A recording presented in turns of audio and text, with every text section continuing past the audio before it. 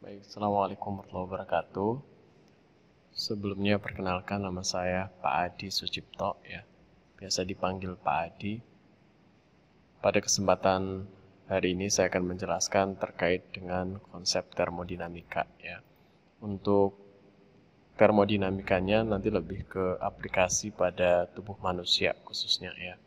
Dan pada kesempatan kali ini saya akan menjelaskan baik dari pengertian termodinamika, kemudian sistemnya seperti apa yang ada di termodinamika ya, serta proses-proses perubahan yang terjadi pada termodinamika dan tentunya bagaimana penerapan hukum termodinamika ya, khususnya pada pelayanan kesehatan dalam hal ini adalah di kebidanan ya.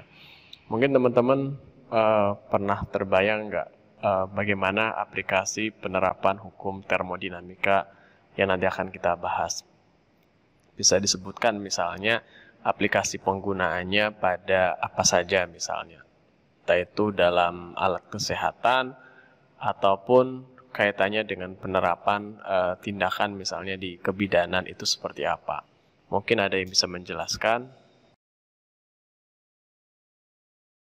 Beberapa yang berkaitan dengan aplikasi hukum termodinamika ini ada banyak beberapa ya yang bisa diaplikasikan terutama dalam bidang kesehatan. Dalam hal ini adalah di keperawatan ataupun kebidanan misalnya.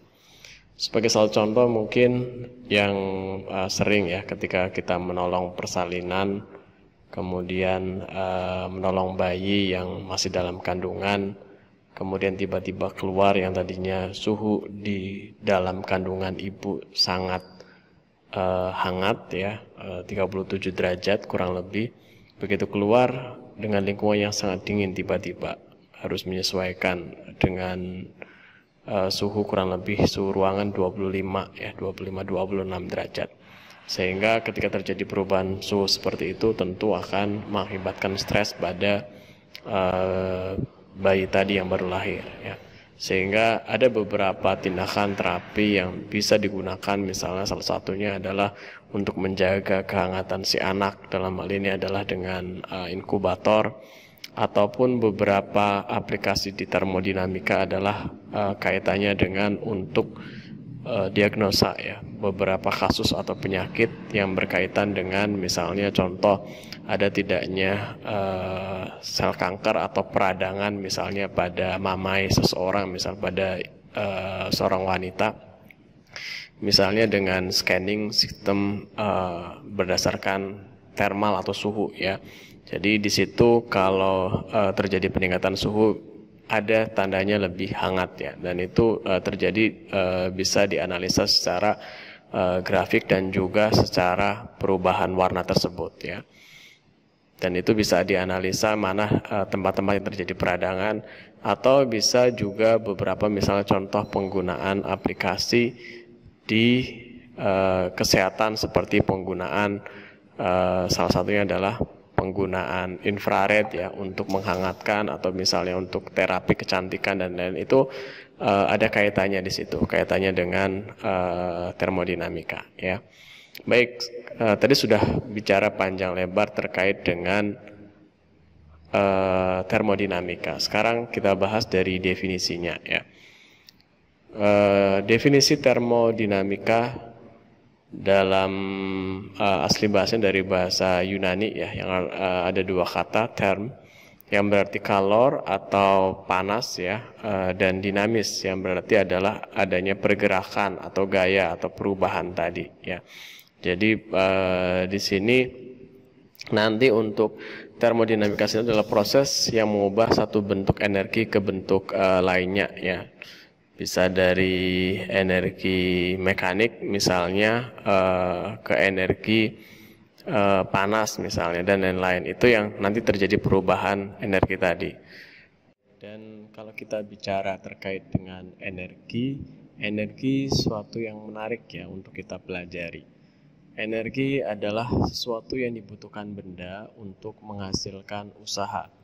Dan energi ini akan menghasilkan dua, yaitu panas dan usaha. Misalnya, supaya mobil kita bisa maju, maka tentunya kita membutuhkan bensin. Nah, bensin inilah yang digunakan untuk energinya tadi.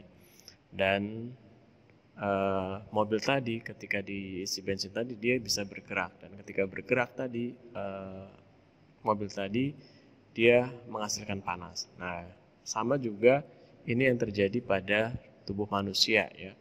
Jadi untuk mendapatkan energi maka tubuh harus mengkonsumsi makanan ya, untuk mendapatkan kalori atau energi tadi. Nah, makanan yang dimakan tadi akan dirubah dalam bentuk metabolisme oleh tubuh. Nah, proses metabolisme dalam tubuh ini akan salah satunya akan menghasilkan energi. Ya. Nah, perubahan-perubahan energi inilah yang nanti kita bahas di dalam termodinamika. Nah, untuk di termodinamika sendiri di hukum kekekalan energi ya, yang nanti masuk di dalamnya di sini, bahwa ya memang energi tidak dapat diciptakan ya kalau menurut hukum kekekalan energi, dan tidak dapat dimusnahkan. Artinya energi itu hanya dapat dipindahkan dari suatu bentuk ke bentuk lainnya. Nah, di uniknya energi yang lain adalah bahwa energi ini tidak bisa diukur ya secara pasti, tetapi hanya bisa diketahui dari perubahannya tadi. Misalnya, ketika di dalam suatu ruangan, kita tidak bisa menghitung energi di dalam ruangan tersebut berapa, tetapi kita hanya bisa mengukur suhu di dalam ruangan tersebut berapa, dan terjadi perubahan suhunya seperti apa, itu bisa diukur. Itu sama halnya ketika kita mengukur misalnya berapa energi yang dihasilkan ketika kita bergerak, misalnya lari dengan 10 km. Energi yang dihasilkan dari lari gerak 10 km itu tidak bisa diukur secara pasti. Hanya saja yang bisa diukur adalah dari perubahan suhu yang terjadi sama besaran usaha yang dia lakukan terkait dengan geraknya tadi sampai sejauh mana. Itu yang bisa diukur. Nah, kita lanjutkan kaitannya dengan termodinamika tadi ya. Bahwa di dalam termodinamika sebagai salah satu kajian ilmu fisika ya, yang tentu di sini mempelajari baik itu sistemnya, kemudian pembatasnya atau boundernya, dan lingkungannya. Untuk sistemnya sendiri adalah di mana ketika terjadi perubahan atau pertukaran energi dalam bentuk kalor atau panas dan kerja atau usahanya tadi ya. Yang mana di sistem ini nanti ada pembatas yang kaitannya sebagai pemisah antara sistem dengan lingkungannya tadi. Ini kalau kita gariskan di sini ya, di boundernya tadi yang menghubungkan lingkungan dengan bagian dalamnya tadi. Sedangkan lingkungan itu yang berada atau di luar sistem tadi. Yang hal ini di lingkungan tentu bisa berpengaruh atau mempengaruhi sistem tersebut. Ya, jadi tidak jauh dari situ, itu yang nanti kita bahas di sistem termodinamika. Oke, sekarang ke sistem termodinamika ya. Untuk sistem termodinamika sendiri adalah zat atau suatu bidang di dalam suatu ruang yang nanti akan kita kaji ya di dalamnya. Nah, di sini ada 3 sistem termodinamika. Yang pertama adalah sistem terisolasi, kemudian yang kedua sistem tertutup, dan yang ketiga adalah sistem terbuka. Kalau kita bicara terkait dengan sistem terisolasi ya, jadi ini sifatnya tetap ya, tidak terjadi perubahan, terisolasi, terisolir ya, sehingga di sana tidak ada perubahan panas ataupun materi yang ada di dalam sistem tersebut ya. Jadi karena sistemnya benar-benar terisolasi, dan untuk sistem terisolasi juga tidak terjadi aliran panas dan materi yang keluar masuk ke dalam sistem ya. Ini contohnya kalau teman-teman beberapa yang mungkin aplikasinya ya, seperti misalnya penggunaan tabung oksigen ya, di mana di situ misalnya dijaga tekanannya, isi oksigen tadi misalnya 25 Pascal misalnya kekuatan untuk tekanannya ya yang ada dalam tabung tersebut. Jadi tidak ada perubahan yang masuk dan keluar pada sistem tersebut. Selanjutnya bicara terkait dengan sistem tertutup ya, di mana pada sistem tertutup ini dimungkinkan terjadi pertukaran energi, tetapi tidak terjadi pertukaran benda dengan lingkungannya. Ya. Nah ini contohnya balon udara ya, ataupun kalau teman-teman perhatikan ada termos misalnya ya, termos air yang berisi air panas ini masuk dalam sistem tertutup ya. Jadi panas di dalam sistem itu dapat berubah, yang tadinya mungkin panas pada saat dimasukkan ya, mendidih, tetapi setelah berikutnya dia mencair, akan mencair. Selanjutnya dia berubah bentuk menjadi lebih dingin. Artinya panas di dalam sistem tersebut dapat berubah dan terjadi aliran panas keluar masuk ke dalam sistem tersebut ya.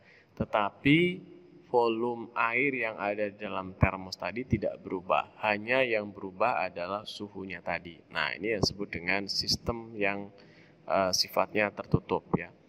Atau kalau di contoh di atas adalah balon udara tadi, di mana balon udara yang dipanaskan itu di mana terjadi massa udara di dalam balon tadi tetap, tetapi volumenya berubah ya. Jadi dan energi panas tadi masuk ke dalam massa udara di dalam balon tersebut. Sedangkan sistem yang terakhir adalah sistem yang terbuka, di mana pada sistem ini sifatnya dinamis ya, terjadi aliran panas keluar masuk dan materi keluar dan masuk ke dalam sistem tersebut ya. Contohnya di sini misalnya lautan, tubuh manusia itu adalah sistem yang terbuka. Makanya manusia kaitannya dengan tadi ya keluar masuk makanan, dan ini tadi dirubah lagi menjadi energi panas dan seterusnya. Ini adalah sistem yang sifatnya terbuka, bersifat dinamis. Tetapi ingat sekali, karena tubuh manusia memiliki termoregulasi, sehingga tubuh manusia dipertahankan dalam kondisi suhu yang tetap ya, tidak terjadi sampai hipotermi ataupun hipertermi. Namun demikian ada beberapa perubahan yang nanti ketika terjadi masalah atau gangguan secara patologis dia bisa menyebabkan perubahan yang bermakna ya. Itu yang terjadi pada sistem yang terbuka. Selanjutnya kita bicara sistem dalam makhluk hidup ya. Seperti kita tahu bahwa sistem yang ada di manusia, hewan, tumbuh-tumbuhan itu adalah sistem yang sifatnya terbuka. Artinya dia bisa berubah-ubah ya, perubahan di dalamnya yang sifatnya dinamis ya. Bisa terjadi aliran panas dan materi keluar masuk dalam sistem tersebut. Itu tadi yang kita sudah jelaskan. Dan di dalam tubuh manusia pun juga sama ya. Maka terjadi aliran yang masuk keluar masuk ya dalam keadaan sama atau seimbang, dan zat yang masuk membentuk energi dan unit membangun sepanjang hidup ya. Itu juga nanti melibatkan banyak reaksi kimia yang berjalan sesuai dengan prinsip termodinamika ya, dasar energi tadi, di hukum kekekalan energi tadi ya. Nah, untuk di sistem terbuka tadi, dan kalau kita bicara pada sistem pada tubuh manusia, kita tahu bahwa pembentukan energi yang ada pada tubuh manusia tidak jauh dari proses yang disebut dengan metabolisme ya. Di dalam proses metabolisme kita kenal ada dua istilah, yaitu proses anabolisme dan proses katabolisme. Di mana kalau kita bicara proses anabolisme itu proses pembentukan molekul kompleks ya, yang tadinya molekul-molekul yang sederhana disusun menjadi molekul-molekul yang lebih kompleks ya. Dalam hal ini adalah sebagai pembentukannya. Misalnya dari unsur yang C saja, karbon, menjadi CH dan sebagainya, yang nanti membentuk senyawa yang lebih kompleks. Sedangkan pada katabolisme dia justru kebalikannya ya, yaitu proses pemecahan molekul kompleks menjadi yang lebih sederhana. Sehingga kalau dalam proses anabolisme ini pembentukan, sehingga dia kalau membentuk dia membutuhkan energi, sedangkan katabolisme ini adalah pemecahan menjadi sel yang lebih atau molekul yang menjadi lebih sederhana tadi, sehingga di sana akan melepas energi.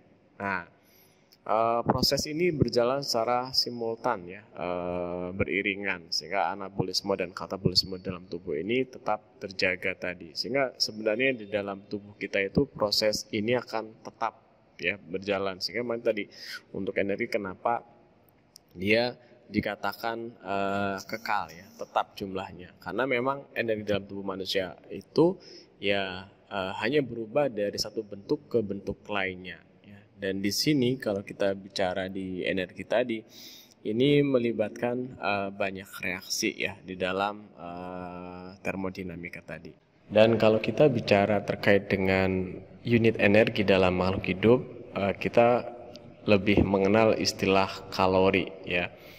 Kalori sendiri secara definisi sebenarnya banyaknya panas yang dibutuhkan untuk menaikkan 1 gram air untuk meningkat suhunya ya menjadi 1 derajat. Itu yang disebut dengan 1 kalori tadi ya. Sehingga kita kenal istilah penggunaan energi atau kalori tadi dalam sajian bentuk makanan tadi ya, seperti misalnya kalau kita makan nasi 1 porsi berapa energi yang dihasilkan, sampai kebutuhan misalnya sehari itu kita berapa, itu bisa kita hitung berdasarkan dari jumlah asupan yang didapatkan tadi ya. Dan kalau kita bicara terkait dengan makanan tadi, asupannya kita bicaranya bermacam-macam ya, dari mulai kebutuhan karbohidrat, kemudian protein, lemak dan sebagainya. Ini memiliki jumlah energi yang berbeda ya. Tentu kalau untuk lemak dia lebih besar ya, 1 gramnya bisa menghasilkan 9 kalori ya, sedangkan pada karbohidrat, protein sama, kurang lebih 1 gramnya bisa menghasilkan 4 kalori dan lain-lain. Ini yang nanti akan dihitung berdasarkan nanti kebutuhan makhluk hidup tadi ya. Nah, kita bisa lihat dari contoh yang sederhana tabel kecepatan metabolisme ya untuk manusia. Ini dengan berat badan yang sama 65 kilo tetapi dengan aktivitas atau tingkat kegiatan yang berbeda, maka metabolisme yang dilakukan oleh tubuh itu juga akan berbeda ya tentunya. Nah, di sini dalam kondisi tidur misalnya, maka dia akan menghasilkan atau kecepatan metabolisme yang bisa dinilai kurang lebih sekitar 60 ya. Sedangkan dalam kondisi duduk tegak ini 100 sampai kegiatan sedang dan berlari ini tentunya membutuhkan banyak energi. Makanya kalau kita bicara seorang atlet itu kebutuhannya kenapa lebih banyak dibanding dengan orang yang biasa-biasa saja, yang notabene apalagi kalau misalnya hanya duduk-duduk saja kerjanya di kantor ya, tidak di luar ruangan, tentu berbeda halnya dengan seorang yang pekerja keras kasar ya, di luar ruangan kemudian lebih banyak aktivitasnya fisik, tentu kebutuhannya berbeda. Makanya jangan heran kalau melihat misalnya seorang yang kuli bangunan dengan seorang kantoran ya, itu porsi makannya berbeda ya, karena tentu kebutuhan energinya juga berbeda ya. Seorang kuli bangunan tentu energinya banyak digunakan untuk aktivitas yang sifatnya fisik atau yang berat. Begitu juga dengan atlet. Makanya kalau atlet juga kalau misalnya kebutuhan kalorinya tidak terpenuhi, maka dengan sendirinya akan terjadi ya tadi kebutuhannya tidak tercukupi. Dampaknya adalah performa atau kaitannya dengan kemampuan atlet juga akan menurun ya. Dan kita tahu bahwa di Indonesia banyak sekali atlet-atlet yang ya tadi performanya kurang fit ya, terutama dalam hal ini kenapa misalnya di Indonesia sering kalah performa tanding dan sebagainya. Salah satunya adalah pemenuhan kebutuhan asupan energinya ini yang kurang diperhatikan juga ya, sehingga tentu akan berdampak pada performa atau keberhasilan dari atlet tersebut. Selanjutnya adalah konsep termodinamika tubuh. Dalam keadaan normal, sebenarnya untuk tubuh manusia itu cenderung mempertahankan suhu rata-ratanya atau suhu dalam kisaran normal. Namun demikian, ada banyak faktor yang mempengaruhi fluktuasi dari suhu seseorang tersebut, baik dari faktor internal maupun dari faktor eksternal tentunya. Dari faktor internal, tentunya salah satu faktor yang mempengaruhi adalah dari tubuh manusia itu sendiri, seperti misalnya kaitannya dengan metabolisme ya, ada jenis kelamin misalnya, ataupun terkait dengan misalnya asupan makanan yang banyak sedikitnya yang dia makan dan lain halnya. Begitu juga dengan faktor eksternalnya, terutama dalam hal ini adalah lingkungan yang mempengaruhi. Untuk lingkungan bisa dari kondisi yang terlalu ekstrim panas atau terlalu dingin, itu juga akan mempengaruhi dengan suhu tubuh seseorang. Dalam kerjanya, suhu tubuh manusia ini diatur oleh mekanisme feedback yang tentunya diatur oleh pusat pengaturan suhu tubuh, terutama yang ada di otak, yaitu hipotalamus. Hipotalamus ini seperti alarm yang memberikan sinyal atau feedback ya.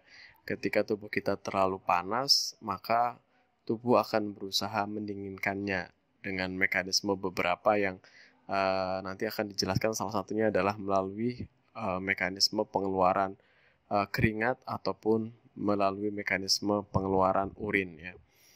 Nah, di sini ada beberapa cara tubuh kita dalam mengatur suhunya tersebut.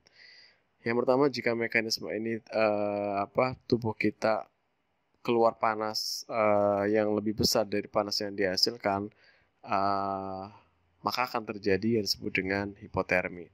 Sedangkan jika panas yang dihasilkan ini lebih besar dari panas yang dikeluarkan, maka tubuh akan terjadi hipertermi ya. Seperti contoh misalnya pada gangguan-gangguan endokrin, di mana ketika seorang mengalami hipertiroid misalnya, maka dia akan terjadi hipermetabolisme, sehingga rata-rata suhu pasien pada pasien yang mengalami hipertiroid yang terjadi adalah peningkatan suhu secara suhu basal. Jadi suhunya lebih tinggi di atas suhu rata-rata orang normal atau biasanya. Nah, begitu juga ketika pengeluaran panas yang lebih besar daripada yang dihasilkan oleh tubuh tadi, sehingga terjadi hipotermi. Misalnya, ini pada kasus-kasus dengan seorang yang mengalami luka bakar.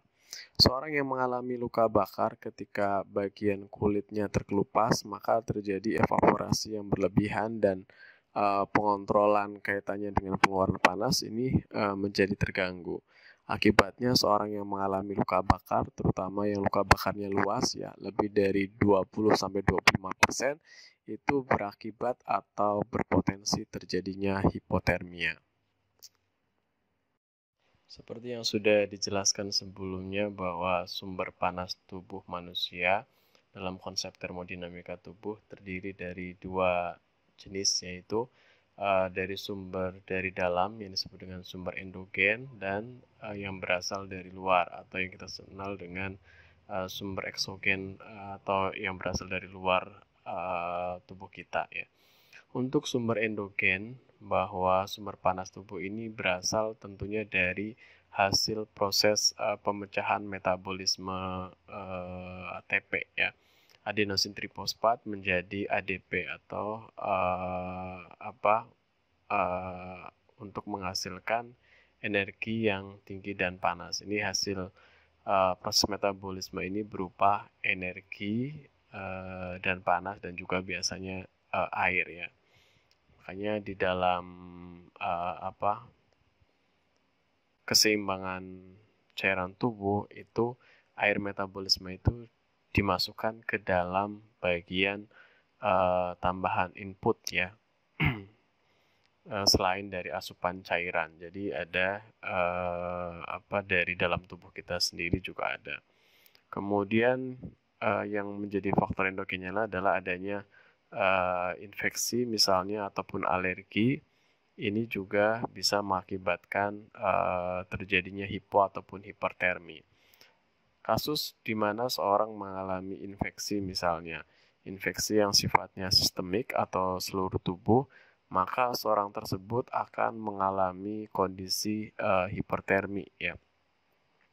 Seperti misalnya pada kasus-kasus yang terjadi pada kasus dengan shock ya, tetapi penyebabnya karena mikroba atau patogen yang kita kenal dengan shock septic ya. Nah, di situ pasiennya suhu tubuhnya cenderung di atas 38 atau 30 bahkan 39 ya untuk kasus-kasusnya. Nah, ini juga menjadi sumber panas tadi ketika terjadi viremia atau terjadinya peningkatan jumlah patogen baik itu virus ataupun bakteri yang ada dalam tubuh.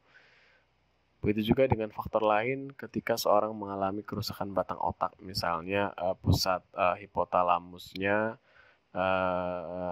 terutama bagian hipofisis tadi sebagai pusat pengaturan regulator tubuh tadi, mengalami yang disebut dengan kerusakan.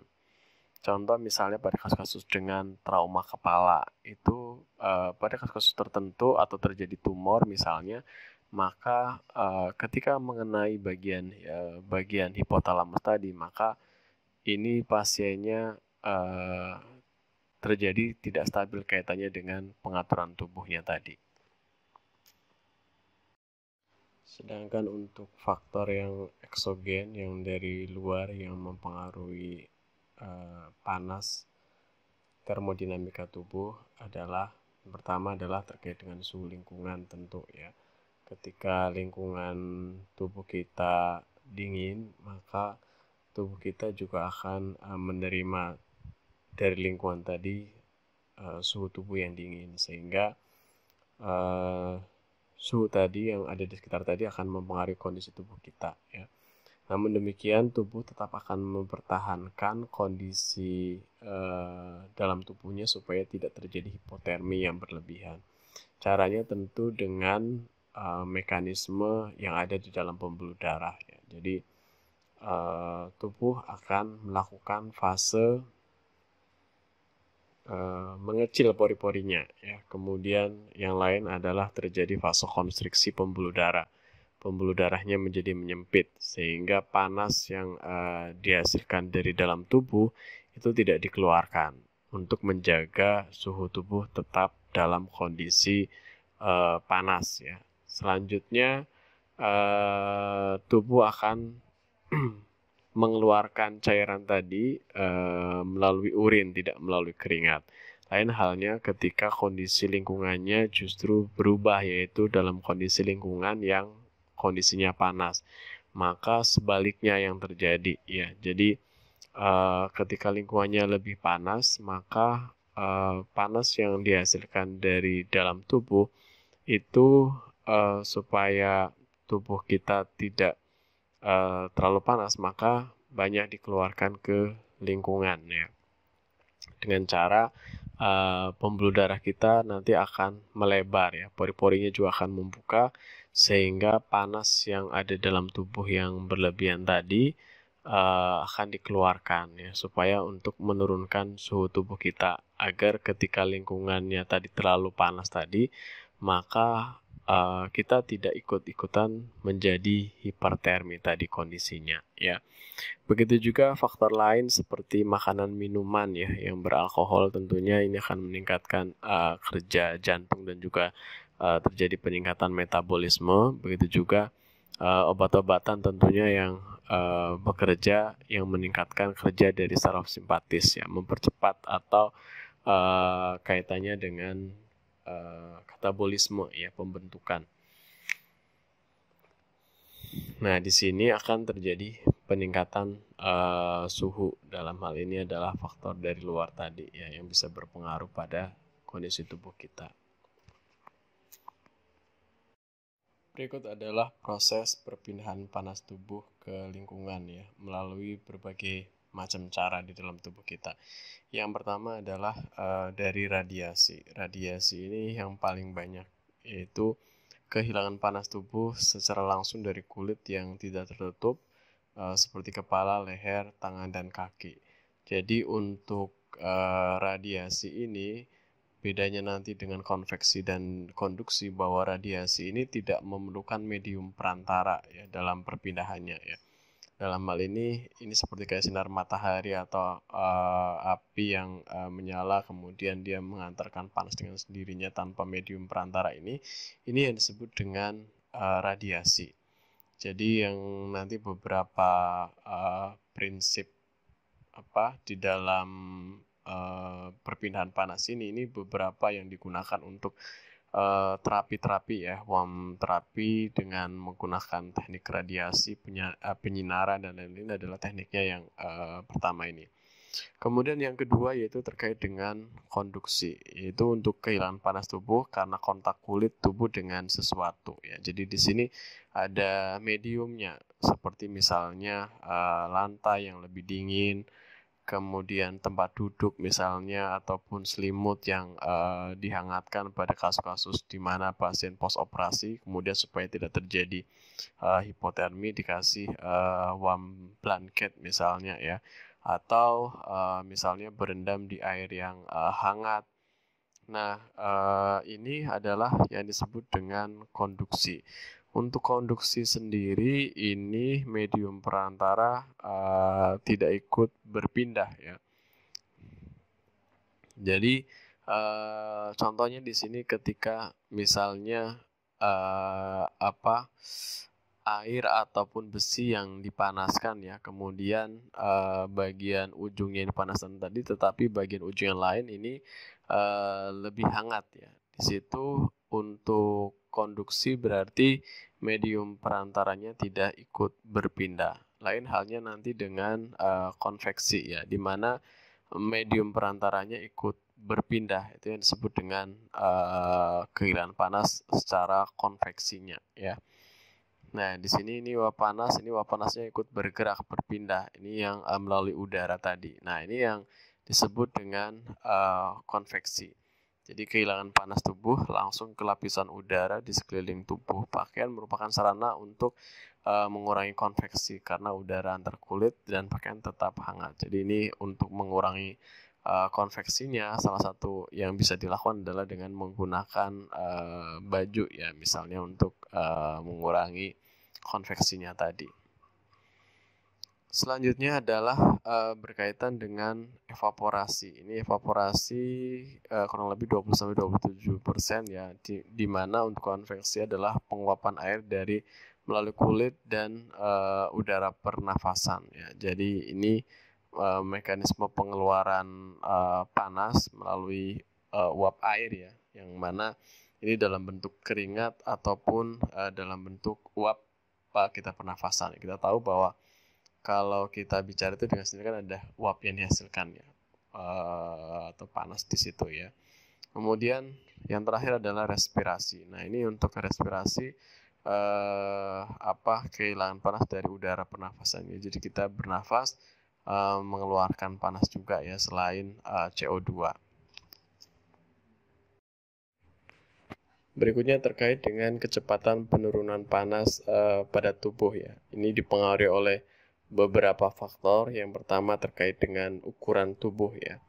Makin kecil ukurannya, makin cepat terjadi penurunan suhu tubuh ya. Begitu juga dengan luas permukaan tubuh ya. Semakin luas permukaannya tubuh kita, maka luas permukaan tadi akan cepat menurunkan panas ya.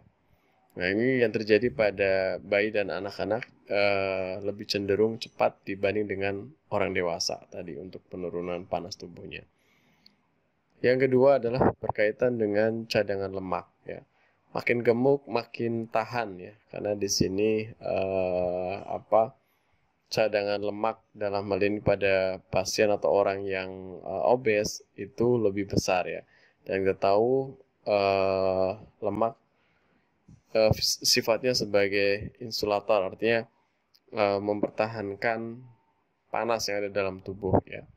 Dan juga lemak sebagai kita tahu sebagai sumber energi dan cadangan yang dapat diubah menjadi energi dan panas ya. Makanya cenderung orang yang obes atau gemuk itu lebih hangat dibanding dengan orang yang kurus. Orang yang kurus cenderung lebih gampang berubah suhunya atau bahkan mungkin lebih cenderung gampang terjadi hipotermi ya dibanding dengan orang yang cadangan lemaknya masih banyak. Faktor yang lain adalah berkaitan dengan usia ya. Anak-anak dan orang tua memang lebih cepat dibanding dengan orang dewasa yang sehat ya untuk terjadinya penurunan suhu tubuh. Hal ini dipengaruhi oleh karena laju metabolisme dan panas yang dihasilkan lebih sedikit ya. Sehingga gampang terjadi penurunan panas atau suhu tubuh lebih cenderung turun ya. Kemudian untuk yang keempat berkaitan dengan sikap tubuh ya. Untuk sikap tubuh ini posisi yang lurus itu lebih cepat dibanding yang melengkung ya. Jadi cepat terjadinya penurunan suhu tubuh, di mana dengan kondisi luas permukaan tubuh makin besar, maka akan terjadi penurunan suhu lebih cepat dibanding dengan posisi yang melengkung ya. Contoh ketika kita menggigil itu cenderung sebaiknya kita posisinya adalah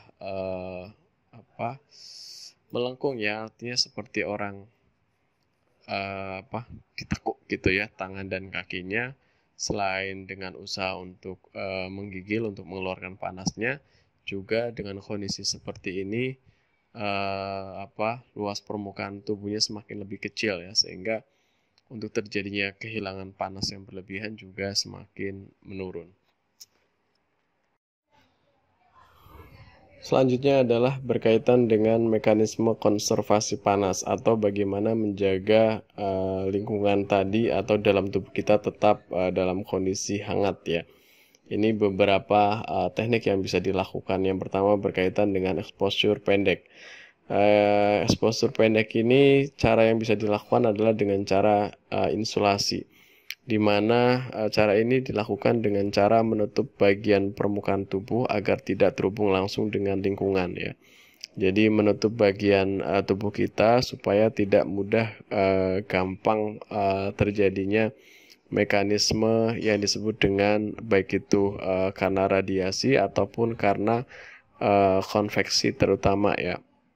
Nah, di sini bisa dilakukan dengan mengenakan pakaian yang lebih tebal, selimut ya, topi, shawl ya, kaos kaki ataupun sepatu ya. Di mana tujuan dari insulasi tadi adalah menutup permukaan tubuh tadi supaya tidak kehilangan panas ke lingkungan secara lebih banyak sehingga tetap hangat ya.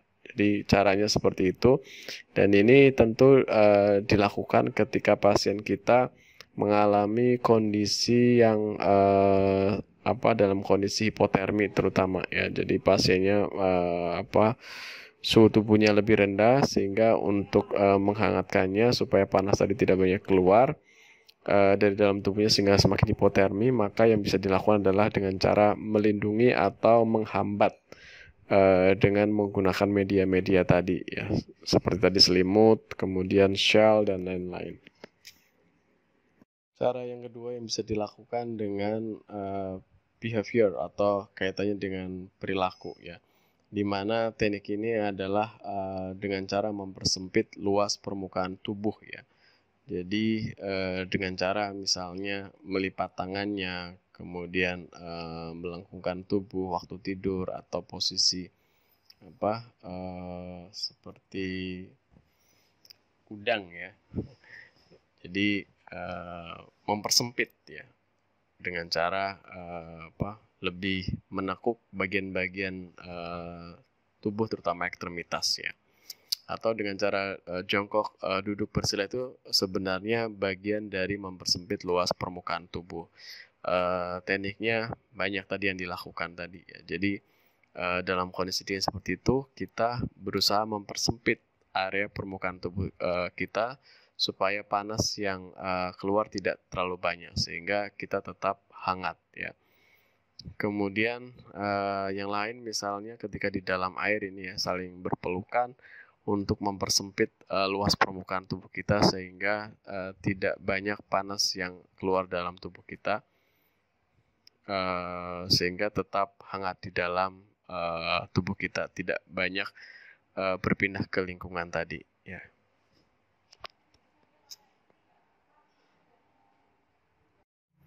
Teknik yang lain yaitu dengan neuropsikologi ya. Teknik ini yang bisa dilakukan yaitu dengan cara menggigil ya. Dimana ketika menggigil maka dengan sendirinya akan terjadi kontraksi otot ya yang akan menyebabkan proses hidrolisis glikogen ya.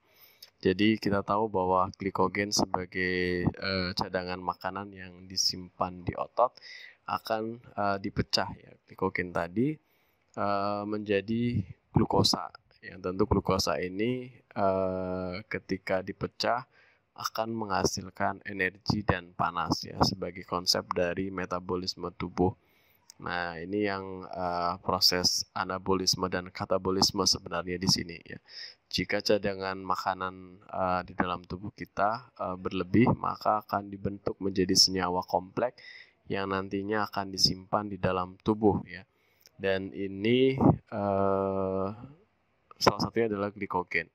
Jadi kalau misalnya kita makan dalam jumlah porsi yang banyak sampai kenyang, kemudian energi yang digunakan sangat sedikit sehingga kelebihan energi yang ada dalam tubuh kita tadi disimpan dalam bentuk senyawa lain tadi yang disimpan di dalam tubuh kita yang nanti sewaktu-waktu apabila energi dalam tubuh kita dibutuhkan dalam jumlah lebih banyak, maka akan diambil dari cadangan makanan yang disimpan di dalam tubuh kita sendiri. Nah, salah satunya adalah mekanisme ini, yaitu dengan cara hidrolisis glikogen. Nah, ketika seorang menggigil, ini akan mengaktifkan kaitannya dengan hormon noradrenalin tadi ya, yang bisa merangsang pemecahan glikogen yang disimpan di dalam otot kita, ya, sehingga dari proses tadi akan menghasilkan panas dan energi yang akan menghangatkan tubuh kita ketika kita melakukan proses tersebut, yaitu menggigil. Konsep yang lain adalah dengan cara hemodinamika ya. Hemodinamika ini terjadi dengan cara pembuluh darah di bawah kulit kita itu akan mengalami yang disebut dengan vasokonstriksi atau penyempitan pembuluh darah. Nah, ketika pembuluh darah kita menyempit, maka kita bisa perhatikan di gambar ini ya, bagian penyempitan ini maka tidak akan dialirin oleh darah tadi. Sehingga yang terjadi ketika aliran darah di bawah kulit kita berkurang, maka panas yang hilang melalui kulit juga akan semakin sedikit ya. Bahkan ketika semakin dingin ya, maka ini akan semakin sempit dan yang terjadi pori-pori kita juga akan semakin menutup ya. Itu yang menyebabkan bulu rambut kita juga akan berdiri ya. Dan itu yang terjadi ketika kondisi lingkungan kita semakin dingin ya. Ini sebagai mekanisme tubuh kita dalam menjaga panas yang dihasilkan dari tubuh supaya tidak banyak terbuang ke lingkungan sehingga kita ikut menjadi hipotermi ya, dalam hal ini karena faktor dari luar tadi yaitu lingkungan yang dingin. Sehingga nanti mekanismenya adalah seperti ini sampai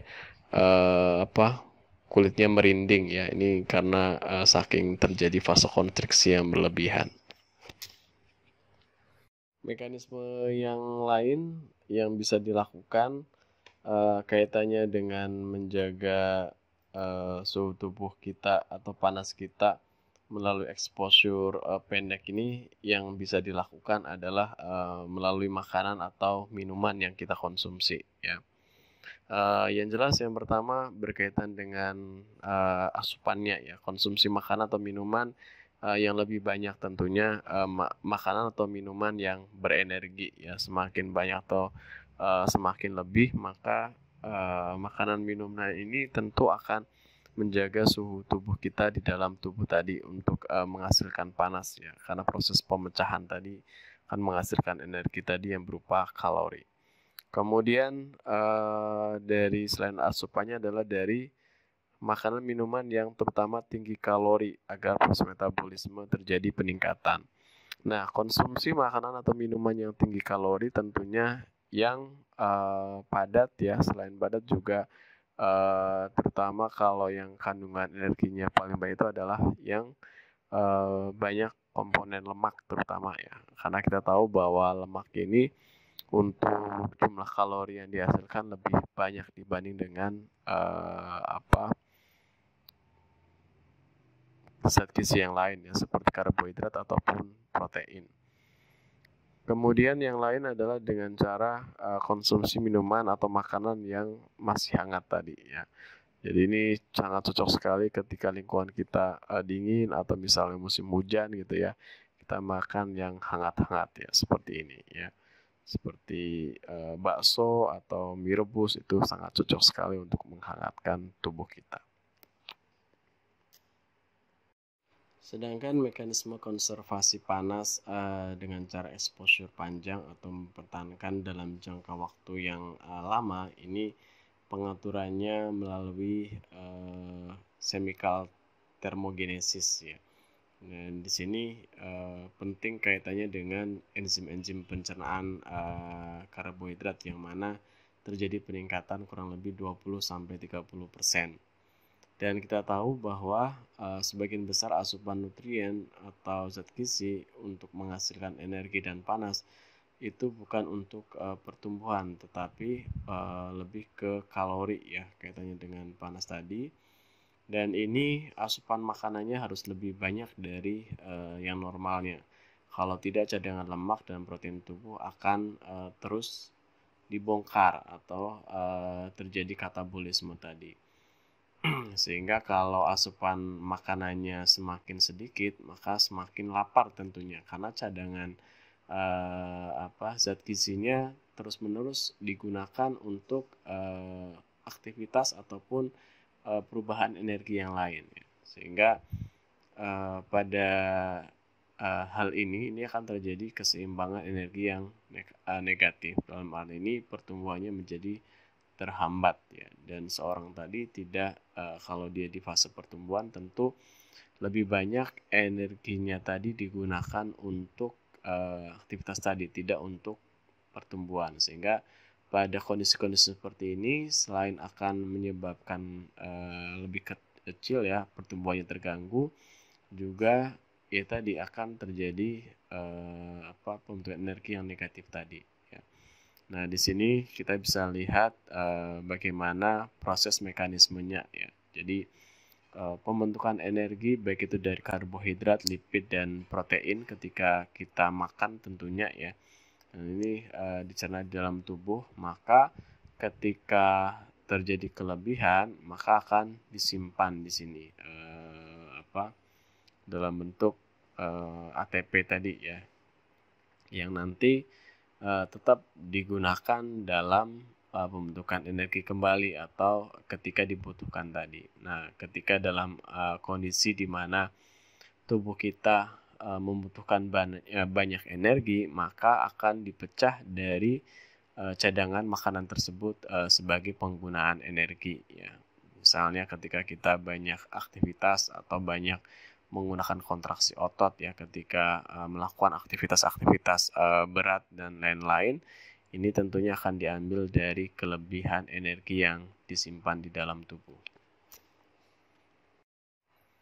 Berikutnya adalah kondisi hipotermia ya. Ini kondisi diartikan ketika tubuh kita suhunya kurang dari 35 derajat ya. Dan ini dapat terjadi jika terpapar dengan lingkungan yang sangat dingin dan dalam waktu yang lama ya. Kalau dalam waktu yang singkat atau cepat, tubuh tentu akan bisa menyesuaikan atau beradaptasi dengan lingkungan tersebut. Tetapi sekali lagi, ketika ini terpapar dalam waktu yang lama dengan suhu lingkungan yang sangat rendah, maka dia bisa beresiko terjadinya hipotermi.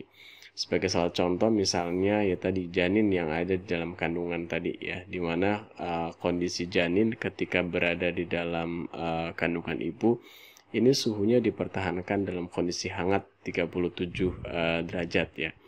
Tetapi ketika di luar ruangan, maka di ruang udara terbuka biasa itu suhunya bisa mencapai 25-26 derajat ya. Bisa bayangkan terjadi perubahan yang cukup signifikan ya, sangat banyak. Dan itu tentu ketika dia baru lahir kemudian dalam jangka waktu yang lama dia tidak melakukan perubahan adaptasi tadi ya, seperti misalnya dengan cara bayinya menangis atau banyak bergerak dan sebagainya, maka yang terjadi adalah pasiennya atau bayinya tadi menjadi lebih terjadi hipotermi. Makanya ketika bayi lahir dengan sendirinya akan terjadi respon, salah satunya adalah refleks menangis ya, refleks menangis ataupun aktif gerakannya. Dan itu biasanya kalau teman-teman perhatikan kulitnya menjadi lebih merah ketika dia aktif dan banyak bergerak tadi. Nah, salah satu yang dilakukan oleh bayi adalah dengan cara seperti itu. Dan bayi adalah yang cenderung rentan ya terhadap terjadinya perubahan suhu tadi. Nah, ketika bayi tadi tidak segera dimasukkan ke inkubator atau suhu ruangan yang lebih hangat, maka tentu dia akan berisiko terjadinya hipotermi. Apalagi dengan kondisi-kondisi yang mempersulit ya, seperti misalnya bayinya prematur sehingga perkembangan atau pusat pengaturan pada hipotalamusnya juga misalnya belum berkembang dengan baik. Kemudian selain itu misalnya kurang gizi dan lain-lain, itu juga tentu akan memperburuk ya dari kondisi hipotermianya.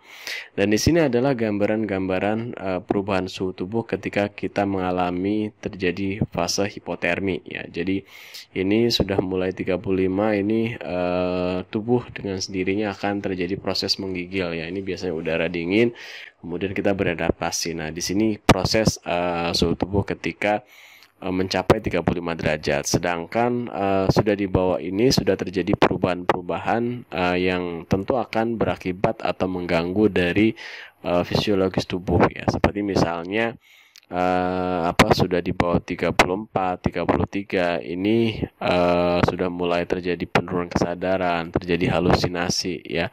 Bahkan beberapa terjadi sulit untuk digerakkan ya. Jadi ini kalau yang dalam kegawat daruratan itu terjadi frostbite ya, nanti bisa terjadi aliran darah yang ke sel ataupun ke vaskuler, terutama di bagian tepi atau ekstremitas. Ini akan terjadi kematian diawali dari bagian ujung tadi ya. Nah, ini bahkan sampai terjadi kematian ya. Jadi ini kalau suhunya tidak diperbaiki terjadi bahkan sampai meninggal tadi. Nah, ini ketika suhu tubuh kita sama dengan ruangan tadi atau lebih dingin bahkan ya. Makanya orang meninggal kenapa suhunya dingin ya, salah satunya adalah ini tadi ya, tidak mampu tentu beradaptasi dengan lingkungannya ya. Jadi akan menyesuaikan dengan suhu lingkungannya tadi.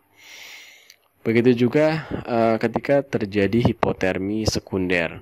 Nah, hipotermi sekunder ini terjadi karena tubuh tidak bisa mengatur keseimbangan tubuhnya ya. Di sini terjadi kerusakan pada pusat pengaturannya. Nah, salah satunya adalah pada hipotalamusnya yang bermasalah ya. Misalnya contoh karena cedera kepala, misalnya kebentur ya kepalanya sehingga terjadi perdarahan di bagian dalam, atau misalnya akibat dari stroke ya, pecahnya pembuluh darah ya, misalnya yang dekat dengan hipotalamusnya tadi sehingga menekan hipotalamus dan terganggu ya.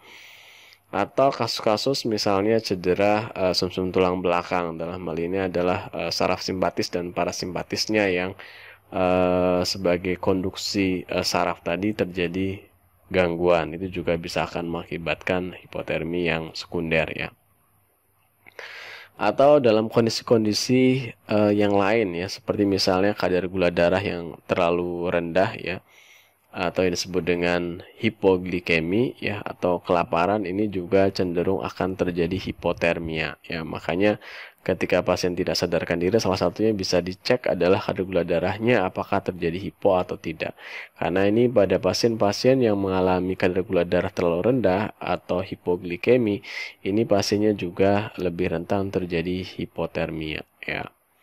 Dan yang lain adalah terjadi gangguan atau kelainan pada kulit ya. Ini pada kasus-kasus tentunya yang mengalami kerusakan pada kulitnya. Salah satu contoh yang terlihat jelas adalah pada kasus dengan luka bakar ya. Luka bakar yang luas, ini akan terjadi pengaturan suhu yang bermasalah. Dalam hal ini adalah proses evaporasinya ya, yang mengalami gangguan, sehingga tubuh akan kehilangan panas ke lingkungan lebih banyak, dan itu cenderung menyebabkan pasiennya menjadi hipotermia.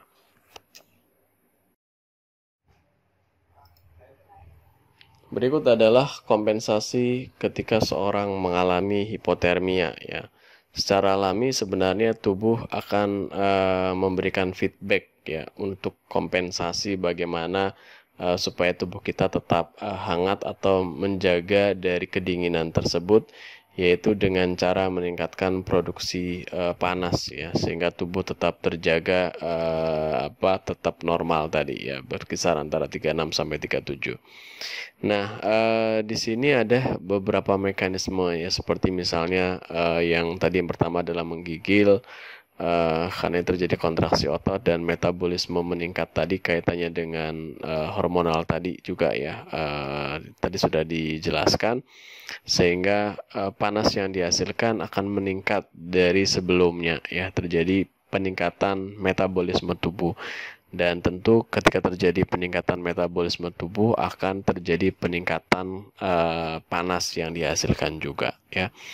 Kemudian yang lain dengan cara pembuluh darah melakukan mulai kontriksi ya, tadi tujuan kontriksi di sini adalah untuk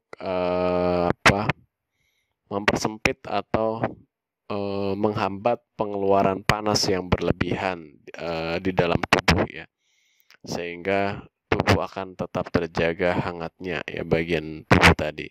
Kemudian yang lain adalah hormon dan protein tertentu yang dilepas ya, sebagai salah satu feedback yang digunakan untuk meningkatkan metabolisme basal ya, jika asupan makanan tadi tidak tercukupi.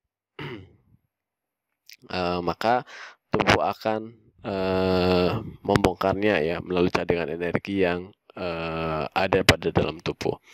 Ini tentunya dalam kondisi kelaparan ya, artinya kekurangan cadangan makanan. Misalnya ini jelas sekali terlihat pada pasien-pasien yang misalnya sedang dikondisikan puasa ya. Ketika seorang puasa tentu tidak ada asupan makanan sebagai untuk sumber energi ataupun panas tadi. Nah, sumber energi atau panas tadi tentu dihasilkan dari cadangan makanan yang sudah ada dalam tubuh ya. Jadi ini salah satu mekanisme kompensasinya adalah dengan membongkar atau memecah cadangan makanan lemak yang ada dalam tubuh ya. Dan ini untuk menjaga tubuh kita tetap berada pada suhu normal, tidak sampai terjadi hipotermia. Berikutnya sebaliknya, yaitu dengan kondisi terjadi hipertermia ya, yang diartikan ketika suhu tubuh kita di atas 39 derajat. Dalam dunia medis kita tahu bahwa hipertermia adalah keadaan di mana seorang individu yang mengalami atau berisiko terjadinya peningkatan suhu tubuh yang terus-menerus ya, di atas 37,8, baik itu secara peroral ataupun perektal ya, secara suhu inti ya. Jadi 38,8. Nah, kondisi hipertermia ini tentu beberapa faktor yang diakibatkan baik dari endogen maupun eksogen tentunya ya. Dari seperti yang terjadi ketika seorang mengalami head exhaustion ataupun heat stroke ya. Ini heat stroke maupun exhaustion ini akibat dari paparan panas yang berlebihan ya dari lingkungannya, misalnya pada kondisi di mana seorang berada pada lingkungan yang sangat terik, sangat panas ya, terutama kehilangan panas akibat radiasi ini yang berlebihan. Dan ini misalnya contoh pada pasien-pasien yang misalnya ada yang dulu mungkin pengalaman waktu SMA upacara ya di tanah lapang yang panas, mungkin tiba-tiba temannya pingsan, ini karena panas yang berlebihan. Ini salah satunya adalah karena ini ya, terjadi kondisi hipertermia. Kemudian yang lain adalah karena demam akibat infeksi, alergi ataupun dehidrasi ya. Ketiga faktor ini bisa menyebabkan kondisi terjadi hipertermia. Akibat infeksi terutama karena virulensi ya, akibat dari patogennya tadi, atau karena toksik yang dihasilkan dari patogen tadi yang menyebabkan peningkatan suhu ya. Alergi ini juga bisa menyebabkan atau memicu timbulnya reaksi peradangan, dan tentu reaksi peradangan atau inflamasi ini akan menghasilkan tanda-tanda inflamasi atau peradangan. Nah, salah satu tanda inflamasi atau peradangan ini salah satunya adalah terjadi perubahan suhu atau kalor ya. Jadi kita kenal dengan istilah rubor, dolor, kalor ya, dan fungsiolesa ini pada proses inflamasi atau peradangan. Rubor kemerahan, kemudian dolor nyeri ya, dan kalor ini adalah terjadi perubahan panas ya. Oke, kemudian yang lain adalah kerusakan pada otak ya, bagian kontrol terutama di bagian hipotalamusnya ya. Nah, ini terjadi kerusakan sehingga cenderung bisa hipo ataupun hipertermi ya. Kemudian beberapa penyakit kulit ya, seperti luka bakar dan lainnya juga bisa menyebabkan, selain dalam jangka waktu yang lama bisa hipotermi, juga bisa menyebabkan hipertermi juga ya. Tadi penjelasan terkait dengan head exhaustion ya. Jadi ini upaya tubuh di mana tubuh terjadi keterlambatan ya dalam membuang panas tadi pada saat terjadi fase evaporasi tadi ya. Dan ini proses evaporasi yang terhambat tadi menyebabkan keringat yang berlebihan, dan tentunya akan menyebabkan kehilangan air dan elektrolit juga dalam jumlah yang banyak. Dan ini tentu akan menyebabkan gangguan terutama cairan tadi ya, sehingga bisa terjadi tanda-tanda shock ya. Kita tahu tanda-tanda shock yaitu kehilangan banyak cairan di dalam vaskuler atau di dalam pembuluh darah ya, yang dicirikan dengan yang pertama jelas akan terjadi peningkatan nadi ya kalau secara tanda-tanda vital. Kemudian kalau dilakukan pengukuran tekanan darah, pasiennya ini akan mengalami tekanan darah yang menurun ya, artinya lebih rendah. Kemudian yang lain yang bisa kita cek adalah tanda perfusinya ya, bagian ujung atau distal pasiennya ini kalau kita palpasi, selain biasanya jelek ya kapilarinya, artinya kalau kita tekan untuk dia tanda di ujung kukunya menjadi lebih merah lagi, ini lebih terhambat, artinya lama ya, lebih dari 3 detik, dan itu salah satu ciri-ciri bahwa pasien mengalami tanda-tanda yang mengarah ke shock. Dan ini jika berlanjut akan terjadi head stroke tadi ya. Jadi ini lanjutan dari ke head exhaustion tadi, kemudian merupakan pajanan yang lama terhadap sinar matahari, apalagi kalau aktivitasnya meningkat ya. Jadi selain melalui proses radiasi cairan tadi banyak yang hilang, juga melalui proses aktivitas tadi yang meningkatkan pengeluaran cairan melalui keringat juga ya. Dan ini kalau banyak tentu akan mempengaruhi kaitannya dengan kondisi fisik tadi ya. Pasiennya bisa tiba-tiba mengalami shock atau penurunan kesadaran ya. Nah, kalau terjadi kondisi seperti ini, terjadi penurunan kesadaran karena kondisi head occlusion tadi yang berlanjut menjadi head stroke tadi, maka salah satu yang bisa dilakukan untuk memulihkan kondisi kesadarannya adalah selain mengganti cairan yang mana ini hilang tadi ya, dengan diberikan minum ya, terutama kalau bisa minum yang dikasih gula ya, sehingga lebih berenergi juga. Kemudian untuk lingkungannya ya, ini kalau dia masih pada udara terbuka atau di tempat lapang, tentu akan dibawa di tempat yang teduh, yang tentu udara atau lingkungannya kalau bisa jangan lebih panas ya, tentunya lebih dingin ya. Artinya diturunkan suhunya, karena ini kan terjadi panas yang berlebihan di dalam tubuhnya ya. Cara yang lain adalah bisa dengan melakukan kompres ya, kompres dingin terutama di bagian tubuh tadi, supaya tidak terjadi pelebaran pembuluh darah yang berlebihan tadi yang menyebabkan terjadi fase evaporasi yang berlebihan juga. Selain itu juga yang bisa dilakukan yaitu dengan cara elevasi kaki ya. Jadi elevasi kakinya dengan cara dinaikkan atau ditinggikan, tujuannya supaya aliran darah yang ke otak atau ke organ vital terutama jantung dan juga otaknya tadi terjadi lebih banyak alirannya, sehingga akan meningkatkan proses kesadaran pasien tadi menjadi lebih cepat pulih ya. Ini salah satu cara yang bisa dilakukan ketika mengalami pasien-pasien yang mengalami kondisi head stroke ya.